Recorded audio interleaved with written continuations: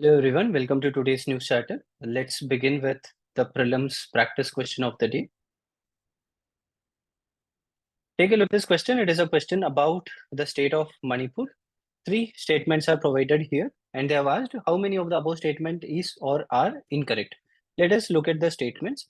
Manipur is a very important state for this year's prelims because too many news were there, and geographically also it is always important because it is a northeastern state. Generally, people avoid or do not study much about northeastern states, and so UPSC has its own importance when it comes to northeastern states. Consider the following statement. So, first statement, Manipur is bordered by Nagaland to the north, which is correct, Tripura to the south, and Myanmar to the east. Tripura to the south is wrong because to the south of Manipur, we have Mizoram. So, this statement is wrong. The Tropic of Cancer passes through Impal, the capital city, very closely.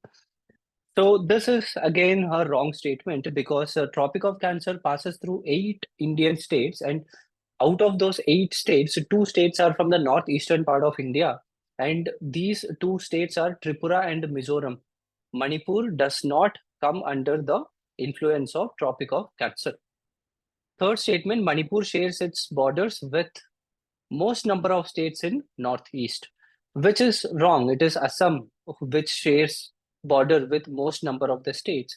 So this statement is also incorrect. So all the three statements are incorrect. The first topic of the day, leniency plus regime. Leniency plus is a initiative taken by the government of India, especially the corporate ministry, to improve the business, the ease of doing business in the country. So what is leniency plus regime? It deals with cartelization. What is cartelization? When certain number of companies which are doing business in a particular field come together and forms a group or a cartel and make the policies and everything which will be beneficial for themselves, it is called as cartelization. A group of companies, for example, if I have to say, let's say that some 100 steel companies are there in India. Let us assume that some 10 steel companies come together and they form a cartel and manipulate the prices, policies, business plans, everything in such a way that it is beneficial only for these 10 companies. Then it is called cartelization. So here it is the duty of the Competition Commission of India to overcome such cartelization.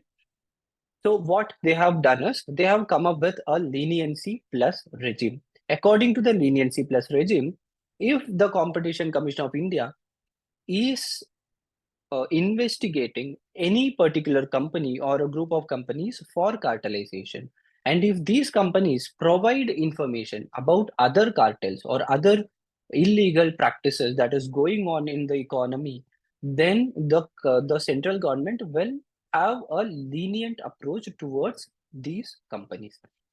So the basic simple idea is any company which is under investigation, if it provides some additional information about cartelization, then the government will go lenient on these companies. So there will be a reduction of penalty up to 30%. So it is such practices are already practiced in United Kingdom, United States of America, Singapore, and Brazil, and they have been very popular and very successful there. And that is the reason the Indian government want to implement it in India too. Whenever we talk about the Competition Commission of India is a very important statutory body, and all the statutory bodies are important when it comes to UPSC prelims examination. So whenever we talk about the Competition Commission of India, one important thing which you need to study is Competition Amendment Act 2023. According to Competition Amendment Act, certain provisions were changed which you should be knowing. So at earlier, no approval of the Competition Commission of India was required when there is any acquisition or merger. But at present, the Competition Commission of India will have to provide its approval if there is a merger or if there is an acquisition whose transaction cost is more than 2000 crore. This is the first major point. The only criminal provision under the Act is for non-compliance with certain orders. Earlier, too many provisions were there which were used to criminalize the business people, but these measures were trying to reduce the ease of doing business in the country. So the government did not want such measures to continue, and that is the reason the government mentioned that at present we will decriminalize several offenses, and there will be only certain offenses which will be coming under the criminal provision. And the framework for settlement and commitment for faster resolution of investigation is also there. So the government doesn't want a lot of litigation to go into the courts. That is not required when we can talk and settle. And the time period for settlement has also been reduced. Reduces the time limit for Competition Commission of India to pass an order or an application for approval of combination of two companies. So for that, the Competition Commission of India have to give approval. Earlier, the time limit was 210 days. Now it has been reduced to 150 days. And the leniency plus model, which we discussed earlier, that was introduced with the Competition Amendment Act only. Let's move to the most important topic of the day, Sustainable Housing Initiative. It is a mains-based topic. In prelims, you might get question on any one of these measures, but from GS1 point of view, because it has a topic called urbanization, sustainable housing is very important. Climate supportive housing and building or infrastructure, these things are very important. So we have included four important measures, four important schemes provided by the government, which will help in sustainable housing.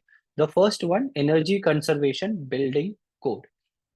Energy Conservation Building Code is a set of code or measures which are provided by the government of India in order to achieve energy savings of up to 25 to 50% in compliant buildings. It is applicable only for commercial buildings. This is the most important point you should be noting down. The Energy Conservation Building Code will apply only for commercial buildings. It is not applicable for residential buildings. So we brought out another step, that is Eco Nivas Samhita.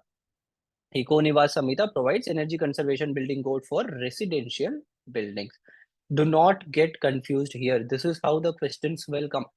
They will give a statement in which they will mention the energy conservation building code is applicable for both commercial buildings and residential buildings. In such case, it is wrong. Energy Conservation Building Code is only for commercial buildings. Econivas Samhita is for commercial and residential buildings. I'm sorry, Econivas Samhita is for residential buildings. Lighthouse Projects, LHP. Lighthouse Project is a new initiative by the Government of India. The Government of India started Global Housing Technology Challenge. In this challenge, 6 different sites were selected in 6 different states, in which 6 different kind of lighthouse projects are implemented. Lighthouse projects are those projects in which modern building technology, innovative processes are used to reduce the construction time, reduce the construction cost, and make the building more sustainable and eco-friendly. So the trial phase is going on in 6 different cities, in 6 different states.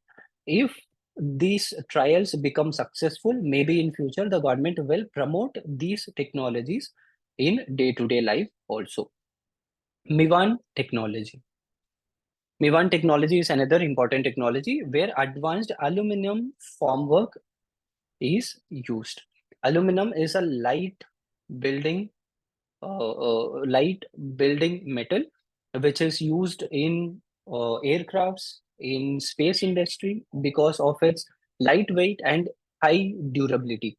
So why don't we use aluminum instead of steel in buildings also? Certain modifications we can do, but we cannot make aluminum as a complete framework because its strength is very less, whereas steel has very high compressive strength. So wherever it is possible, we can try using aluminum because it is of lightweight, it is more sustainable, and it doesn't have too much emission while it is getting manufactured. Recyclable, reusable, and construction using various building elements. So 4 important measures. If you are getting a question about sustainable building technologies or sustainable building schemes, or if you are getting a question on eco-sensitive or eco-friendly technologies when it comes to urbanization, for all these things, these four methods can be used. First one, energy conservation building code for commercial building, Eco-Nivas Samhita for residential building, lighthouse projects. Trial phase is going on at present in 6 states, 6 different cities, and finally Mivan technology using aluminum framework. So these points are very important. Take a note of it. You can make use of it in your answers. Helium stars. Helium star is a very important point for prelims examination because space is always a favorite topic for UPSC. So what exactly is helium star? I'm sure you might already be knowing stars are filled with hydrogen and helium. Hydrogen and helium combust together. They engage in nuclear fusion reaction. Fusion is when two different atoms combine together to form another atom, which releases extremely high amount of energy. So hydrogen and helium fuse together and they produce another element such as the lithium, and high amount of energy is released. This is how stars work. Helium star is a star where the outer hydrogen atoms are completely removed and only helium is remaining. So how does this happen? It is a rare and mysterious star that appear to be made up mostly of helium rather than hydrogen. So this generally happens in stars which we call as binary star. What is a binary star? When two different stars are revolving around each other. Two different stars revolving around each other, where one star's gravity is going to influence other star's gravity. It is called as binary star. In a binary star, the strongest star, because of its extremely high amount of gravity, will remove all the outermost hydrogen atoms from the other star. So two different stars are there. One star has high amount of gravity, another star has less amount of gravity. The star with high amount of gravity will blow away all the hydrogen atom from the other star. This will result in presence of only helium in the second star. This will result in production of helium stars. I hope it is understandable. Here, why do we have to study about helium star? Because helium stars are expected to be extremely hot and they emit most of their energy as ultraviolet radiation. So helium stars provide extremely high amount of radiation, and all of these are ultraviolet radiation which is not visible through naked eye. So we need to know about it because the ultraviolet radiations are not something which is beneficial for human beings and all the living beings in the planet. Maybe in future, some extremely high strength helium star can have an impact on Earth's atmosphere. This is why we should study about it. Mains question of the day: explain some important measures taken by the government of India with respect to sustainable housing. Very easy, very simple, 10-mark question. 4 steps we have already discussed. Apart from that, you can write about Pradhan Mantri Awas Yojana also, where we have built around 2 crore of homes and 3 crore of homes. And in the future, the finance minister told during the budget session that we are going to build 2 more crore of houses, and we are trying to promote sustainable housing too. So all these measures can be written. A very important topic from prelims point of view, that is cryogenic engine developed by the ISRO. Cryogenic engine was developed by ISRO long back. It was under trial phase.